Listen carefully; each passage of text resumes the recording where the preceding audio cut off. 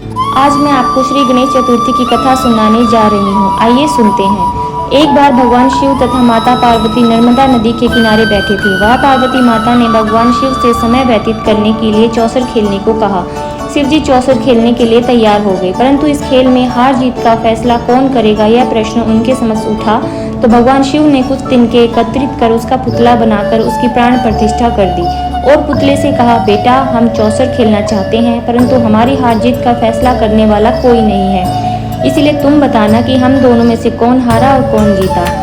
उसके बाद भगवान शिव और माता पार्वती का चौसर का खेल शुरू हो गया। यह खेल 3 बार खेला गया और तीनों ही बार माता पार्वती जीत गई। खेल समाप्त होने के बाद बालक से हार जीत का फैसला करने के लिए कहा गया, तो बालक ने शिव जी को विजयी बताया। यह सुनकर माता पार्वती क्रोधित हो गई और क्रोध में उन्होंने बालक को कीचड़ में पड़े रहने का श्राप दे दिया।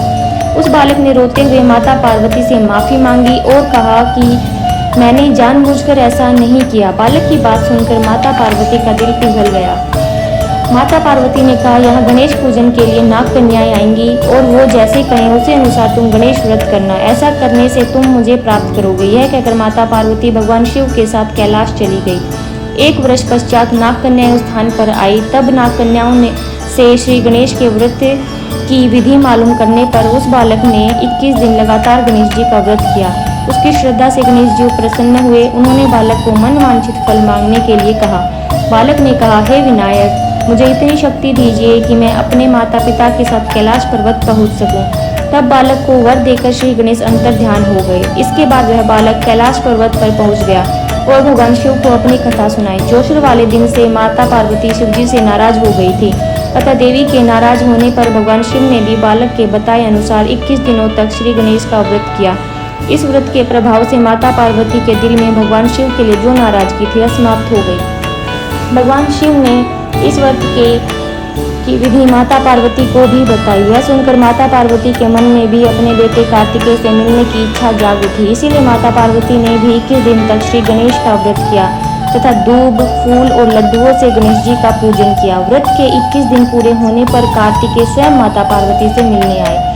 उस दिन से श्री गणेश चतुर्थी का यह व्रत, जिसे विनायक चतुर्थी भी कहते हैं, समस्त मनोकामनाओं को पूरा करने वाला व्रत माना जाता है। इस व्रत के करने से मानव के सारे दुख दूर हो जाते हैं। आइए अब हम जानते हैं कि विनायक चतुर्थी का पूजन कैसे और कब किया जाता है। प्रति माह शुक्ल पक्ष में आने वाली चतुर्थी को विनायक चतुर्थी कहते हैं। यह चतुर्थी भगवान श्री गणेश को समर्पित है। विनायक चतुर्थी पूजा की विधि इस प्रकार है, आइए सुनते हैं। चतुर्थी पर ब्रह्म मुहूर्त में उठकर सभी कामों से निवृत्त होकर स्नान कर लें। इसके बाद साफ सुथरे वस्त्र धारण कर लें।